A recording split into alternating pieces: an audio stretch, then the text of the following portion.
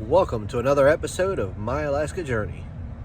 Remember, please like, share, subscribe, and don't forget to comment. Give me your opinions, your thoughts. It ain't gonna hurt my feelings none. Tell me what you think, what I'm doing right, what I'm doing wrong. If I'm doing great, dude, let me know. I think it'd be a great thing. Thank you so much and enjoy the show. Okay, good morning, everybody. The one thing nobody ever seemed to talk about when I watched videos as far as living in Alaska in a tent was the wind and rain. Made sense. Didn't think about it though. It's common sense, common stupidity, whatever you want to call me, that's fine and dandy. I don't matter me none. But yep, this I'm going to show you. Now excuse the mess because it is a little messy out here because we did have a canopy, but the canopy got caught in the wind. The wind blew up to, I think it said about 40 miles an hour. It had blew my canopy, and I'll show you the result of that one. That was a fun one. That's where my problem came in with the fireplace. But here's the result of the wind. As you see, it's all starting to pick up again. I think it's supposed to be only about 30 miles an hour, give or take. It did knock down a couple of them little trees. As you can see way back there in the distance, there's a couple things knocked over. There's my tent. Not recommended to sleep in a tent in this kind of wind. Well, right now it ain't as bad as it was last night. The wind's dancing a little bit. But yeah, it's kind of fun. There's our firewood we have piled up for our fire. Wood burning stove. Here it is here. Now, I'm gonna flip the camera, give me 1 second. Okay, now the problem we had last night, or the night before, was this little flue.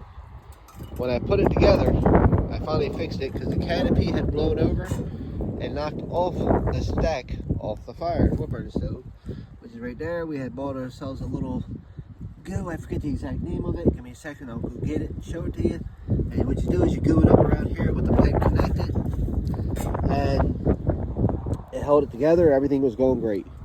But when we lit the wood burning stove, the smoke was blowing on the inside instead of going out the stack. We couldn't figure out which way was open on it. I assumed it was straight up and down, but as you can see, it was not. I can't even see it now, to be honest with you. Razor up here, bring it to eye level. As you can see, it's not open. So we had a lot of smoke inside. We were tinkering with it, trying to get the smoke out. But after all said and done, I went to pick it up to try and open it up, make sure we were good. And needless to say, it was an epic fail. It broke again. So now we decided to go with gas. So now I got a propane gas heater to help keep us roasty toasty. Let me flip the camera around again. So we got a propane gas heater to help keep us roasty toasty at night. But I tell you what, that wind got real bad and it was whipping and it was hard to sleep. So my recommendation, if you're going to do the tent life, be prepared for the wind, because it was a son of a gun last night. We barely got any sleep. A lot of the heat was blowing right out the vent at the top of the tent. From the wind, it was gusting so bad that we finally just slept in the car again last night is what we done did. And just to let you know, be careful when you order your tents. The tent we did order, we thought was going to be at least 4 foot tall. And just to give you an idea, this refrigerator in the picture is one of those little small refrigerators, nothing big, nothing fancy. And that's our tent. Now, if I'd have known the tent was that size, I'd have never bought it. But it was kind of a letdown, surprised me, and felt like a big old dummy after the fact. So I guess it falls under old school, buyer beware. Just make sure you know what you're getting, because I thought I did. And when I got that little thing, it was nothing but a big old Tonka toy is all it is. Just a little toy to play in for little kids. But right now we got a lot of our stuff packed up in there, and that's where we stand now. On the other side of the good news, where we're building our cabin, we had turned around and put some stakes out. As you can see right there, we cleaned it up a little bit. What I'm gonna do is I'll put gravel where each and every stake is, and that's where we're gonna put our little concrete piers that we're gonna put. That cabin for them poles are gonna be on standby for a little bit, because it's gonna be a lot bigger and winter's creeping up quick as hell. I talked to a lot of local people, and they were telling me that winter comes fast, and within 2 weeks of October is when you usually start getting hammered down with snow. So that's pretty much where we stand. And there's our cabin spot where we're going to build. It's just going to be a simple 16 by 16, just up off the ground. It's going to be about 4 foot off the ground. So something to be able to have and be nice. Oh, by the way, yesterday the weather was dry enough to where we had a little fire out here, so that was nice. Started burning up a lot of the branches that people left behind. Then the wind started picking up, so we stopped. So, but that's pretty much my life story right now at this moment. There's more to come, don't you worry none. It's definitely getting interesting, I'll tell you what. Trying to think of anything else I want to tell you. There's always about a half dozen things running through my brain, and half dozen I forget about by the time I do these videos. I keep forgetting what I want to talk about, what to explain. Anybody knows about the area of where I'm at, Healy, between Healy and Anderson.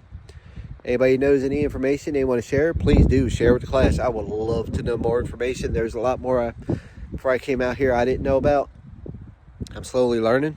So if you can tell me something, please like, comment, share, subscribe, all that happy jazz, and let me know more, please. Because if you can help me with my family and figure out a couple extra things to be prepared for that I didn't know about, I would greatly appreciate it. All right. Until then, on the flip side, I'll see you then, and I'll have another video out in a couple days, fill you in with more detail, hopefully have a lot more done, and be prepared for more. I'll see you in a little while. Thank you. Bye. All right, this is the stuff I use to patch up my wood burning stove. It works really well, but when she is hot, I advise you not to try to touch it at all, because it seemed like it became very fragile. But then again, when you read the directions on it, it even tells you, I think it said like 30 days to cure. I'm trying to find the directions. I don't have my reading license on right now. But yeah. Is that it there? I'll show you in each and every language that they have on there. And if you want, you can pause it if you find the one you want. But it's supposed to withstand up to 2,000 degrees, which to me was a great thing. This way I wouldn't have to worry none too much about it. But so far, I'm not getting paid to say anything good or bad about it. Personally, I like it. It worked great. Just didn't give it enough time to cure. All right, most importantly, God bless and be safe out there. See you in a couple days.